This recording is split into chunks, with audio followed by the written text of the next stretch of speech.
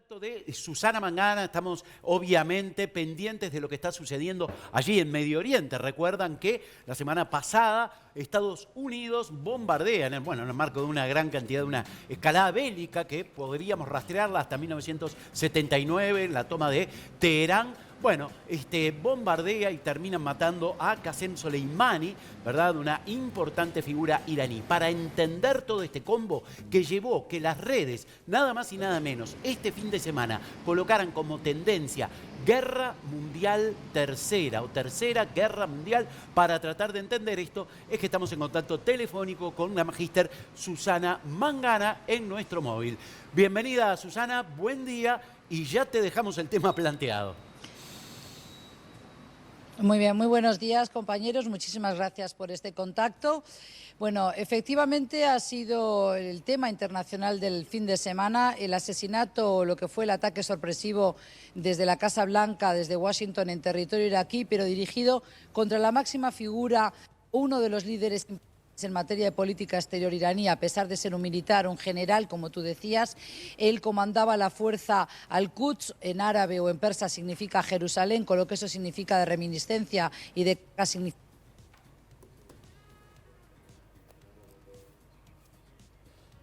Y ahí tenemos un poquito de la dificultad técnica, que obviamente la vamos a superar. Obviamente estamos pendientes de esto que sucede. Les decía, esto lo podemos rastrear seguramente a la toma de la Embajada de los Estados Unidos ya en 1979. En el año 79 es cuando Persia pasa a llamarse Irán, porque el Ayatollah Khomeini hace una revolución, obviamente sacando al Shah de Persia, que vuelve a Estados Unidos. Tenía el apoyo de Estados Unidos el Shah de Persia, y bueno, el Ayatollah Khomeini lo que hizo es una revolución que fue tomada con un signo de izquierda, pero en realidad era una revolución religiosa, absoluta y totalmente religiosa. De hecho, era un ayatollah, ¿no?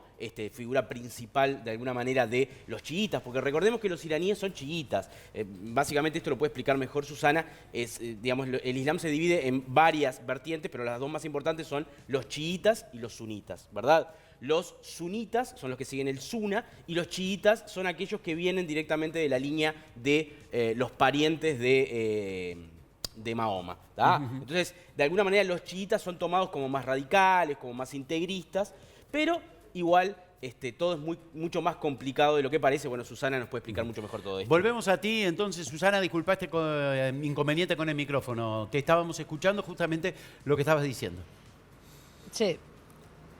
Sí, a mí me parece que es una noticia muy importante y hay que también prestar una atención debida desde aquí, desde Uruguay, desde la región donde vivimos, porque evidentemente Irán es un país importante a nivel de Oriente Medio. Como vosotros decíais, capitanea el bloque chií. Si bien son solo 15% de los 2.000 millones de musulmanes en el mundo, es un importante país en virtud de su historia, que lo avala, más de 4.500 años de historia detrás de la nación persa, y es por eso importante también la escalada de tensiones que ahora se catapultó con este ataque sorpresivo de Trump en territorio iraquí. Recordemos que Washington y Teherán están utilizando el territorio de Irak como un teatro de operaciones, como un tablero de ajedrez donde están moviendo sus peones, pero todo hace pensar que va a haber una represalia por parte del régimen de Irán, si bien no sabemos cuándo o de qué manera se orquestará. Puede ser contra bases militares estadounidenses en la región, puede ser contra intereses varios de Estados Unidos o sus socios allí, Arabia Saudí, Israel, es decir, delegaciones diplomáticas, por ejemplo, barcos también de bandera de estos países. Pero recordemos que la región siempre convulsa de Oriente Medio tiene además una zona emergente en lo económico-financiero, como es el Golfo Pérsico, un golfo compartido por Irán y otras naciones árabes musulmanas, como es Emiratos Árabes Unidos, Qatar, Kuwait o también la propia Arabia Saudí, por estas horas muy preocupado también por lo que pueda suceder con el régimen de Irán, porque son casi adversarios geopolíticos en aquella región. Susana, y estas declaraciones, tú decías que obviamente va a haber una represalia. Lo que se dijo es que en algún momento y en algún lugar va a pasar esta represalia, y como respuesta Donald Trump dice que él bombardeará o está capacitado para bombardear 52 centros y personas, obviamente muy importantes. ¿Esto es real? ¿Es una bravuconada? ¿Puedes considerar que detenga esa posible represalia?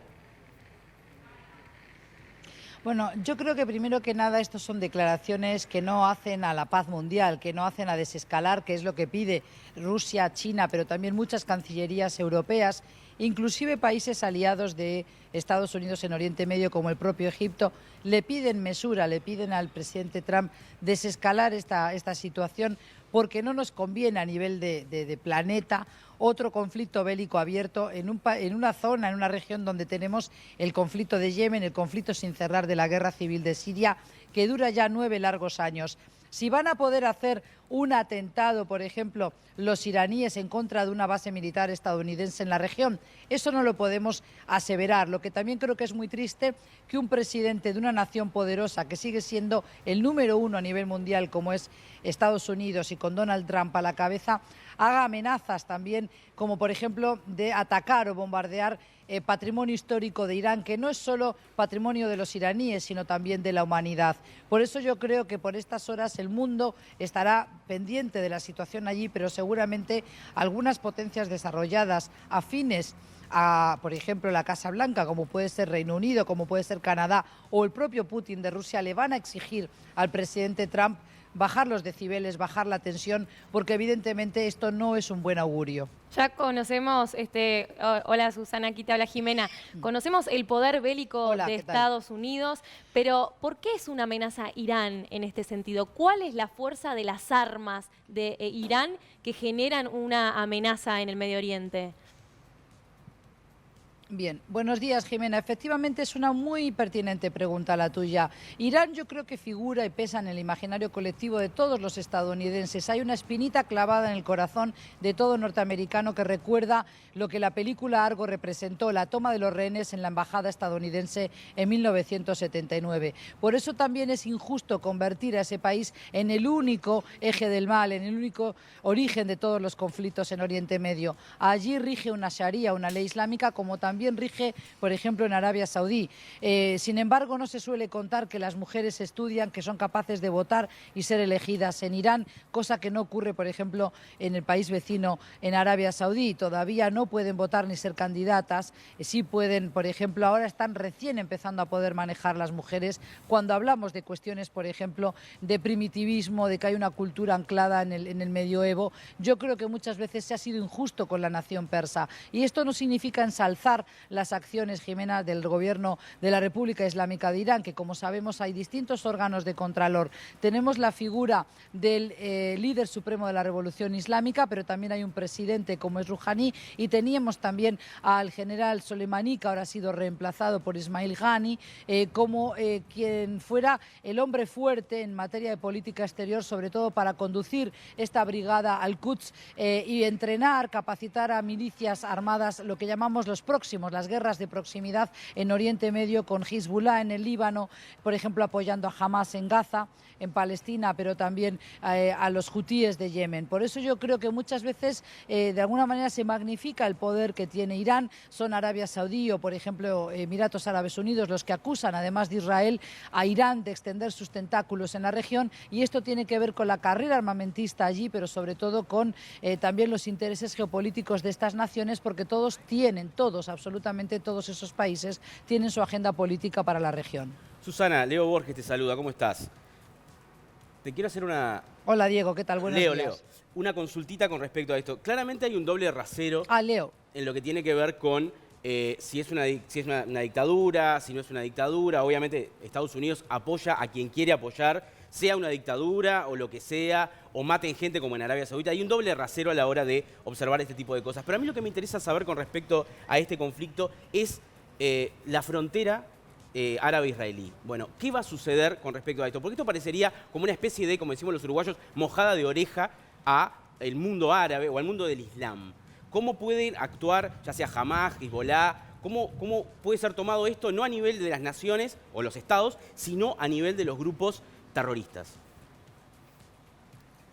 Entiendo. Bueno, evidentemente estos grupos que mencionamos antes y tú los has vuelto a repetir ahora han sido financiados, han sido apoyados muchas veces desde el discurso, no siempre con armas, no siempre con entrenamiento en el terreno por parte de Irán, pero claramente son los próximos, como solemos decir allí en la región. Pero de ahí a decir que Hezbollah va a poder realizar un ataque, por ejemplo, en represalia por la muerte de Soleimani, me parece que es exagerado. ¿Por qué? Porque también hay una situación interna en el Líbano que viene saliendo de una profunda crisis política. Hubo una renuncia del primer ministro Saad Hariri, un nombramiento de otro hombre, pero que no tiene el carisma ni tiene el liderazgo que tenía Saad Hariri, sobre todo resultas de lo que fueron los últimos 3 meses del año 2019, con protestas muy masivas de una sociedad civil beirutí y sobre todo libanesa que le exigía menos corrupción a su gobierno, pero sobre todo gobernar más allá de partidismos, más allá de divisiones sectarias. Entonces, a mí me parece que hay que comprender en qué momento estamos de Oriente Medio. Tenemos otra vez las revoluciones más o menos pacíficas según permiten los gobiernos de estos países, en Sudán, por ejemplo, pero también en Argelia, en contra de regímenes muy autocráticos, pero que están anquilosados, que están atornillados al poder. Por eso yo creo que es bastante exagerado prever que va a haber una represalia por parte de estos grupos, que por otra parte son minúsculos si se tiene en cuenta el poder de Hezbollah comparado con el de la República Islámica de Irán, es ínfimo. Ahora bien, no tenemos que olvidar ahí, Leo, que la nación persa es muy orgullosa, tiene más de 4000 años de historia y por tanto van a sopesar, van a medir bien sus represalias, porque son persas pero no son bobos, saben que se están enfrentando a la potencia número 1 en materia militar del mundo. Tienen socios, claramente que sí, por ejemplo a un debilitado gobierno de Siria con Bashar al-Assad a la cabeza, pero también tienen a Putin de Rusia, que no quiere otro conflicto bélico a las puertas de lo que ellos entienden también es un teatro de operaciones y su patio trasero de Moscú, me refiero. ¿Por qué? Pues porque Putin ha vuelto a presentarse con fuerza, ha exhibido músculo también militar en Oriente Medio. Es decir, si hubo unos años tras la perestroika en los que se debilitó la presencia rusa en Oriente Medio, hoy está más fuerte que nunca en Oriente Medio, pero también está adentrándose en África, enfrentándose a ello al neocolonialismo chino. Y Putin no va a querer más botas estadounidenses en territorios donde también hay una presencia de grupos afines a esa ideología radical del extremismo musulmán, porque Rusia tiene más de 25 millones de ciudadanos musulmanes en sus territorios y Chechenia todavía, un país, una región, no es un país, perdón, quiero decir una región que quiere la independencia, no la va a lograr y sin embargo sus ciudadanos profesan la fe del Islam. Y tenemos también las repúblicas exsoviéticas como Kazajstán, Tayikistán, etcétera, cuyos ciudadanos profesan el Islam, con lo cual todo lo que ocurre en Oriente Medio es mirado con lupa por parte de Moscú y me parece que eso va a ayudar también de alguna manera a presionar a Trump para ejercer esa cuota de mesura que se necesita. Susana, la última.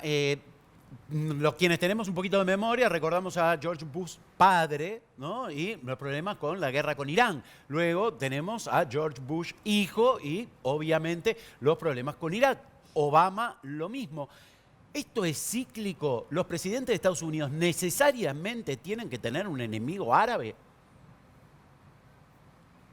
Bueno, yo lo que creo, primero hay que hacer esa diferenciación otra vez. Estamos hablando de la República Islámica de Irán, que ellos étnicamente son persas, no son árabes, sí son musulmanes, pero son persas y son, por tanto, fueron considerados arios por el régimen nazi, por ejemplo, entre otras cosas, pero ellos son con su idioma de extracción indoeuropea, no así los árabes que provienen de la raíz semítica como el árabe, el arameo, el hebreo, son lenguas semíticas. Ahora bien, yo creo que todas las administraciones estadounidenses, sean republicanas o demócratas, han apostado al confesionalismo y al sectarismo como una piedra angular de su política exterior para Oriente Medio. Es decir, la doctrina de Mackinder, geopolítica, de defender los intereses de Estados Unidos allí donde los hubiere, ha llevado a que Estados Unidos, de manera militar, siempre ha estado presente en zonas muy convulsas, apostando a dividir a las poblaciones de esos países y de esa manera, a río revuelto, ganancia de pescadores. Por eso hay tantísimos contratistas estadounidenses todavía hoy en Irak, 17 años después de lo que fue el desmantelamiento del régimen ba'athista de Saddam Hussein. Y por supuesto, de lo que fue ese desmantelamiento, ese desastre, ese desaguisado que se organizó a partir del 2003 y la caída de ese modelo estatal en el 2005 en Irak, tuvimos la simiente de los grupos y guerrillas violentos dentro del Islam suní y chií y lo que fue la semilla del autoproclamado Estado Islámico, un grupo terrorista que ha amenazado la paz mundial hasta hace escasos meses. Perfecto. Susana, te agradecemos muchísimo el contacto, bueno, la molestia de atendernos y obviamente la total claridad y profundidad con que analizás los conceptos. Realmente es un placer siempre escucharte y conversar contigo.